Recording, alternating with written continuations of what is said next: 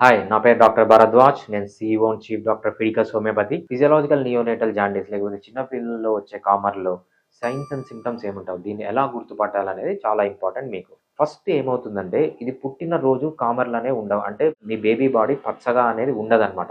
ఇది రెండో రోజో, మూడో రోజో స్టార్ట్ అవుతుంది. ఇది రెండో రోజో, మూడో రోజే స్టార్ట్ అయ్యి, ఐదో రోజుకో, ఆరో రోజుకో మాక్సిమం చాలా పీక్‌కెళ్తుందనమాట. మోర్ సింప్టమ్స్ కనిపిస్తాయి. ఆ తర్వాత స్లోగా డిక్లైన్ అయ్యి 14 రోజుల్లో ఇది నార్మల్ అయిపోతుంది. ఎట్లాంటి సైన్స్ అండ్ సింప్టమ్స్ ఉంటాయంటే, స్కిన్ యెల్లోగా అయిపోతుంది. అదేవిధంగా ఐస్ యెల్లోగా అయిపోతాయి. మోషన్ యెల్లోగా వస్తుంది. యూరినేషన్ యెల్లోగా వస్తుంది. ఇది ఇనీషియల్ స్టేజెస్‌లో. కొన్ని సీరియస్ కండిషన్స్‌లో ఏమవుతుందంటే, ఎప్పుడైతే ఈ పిగ్మెంట్ అనేది బ్రెయిన్‌లోకెళ్తుందో, అప్పుడు బేబీ డల్ అయిపోవడం మీరు చూసే ఫస్ట్ సైన్ అండ్ సింప్టమ్.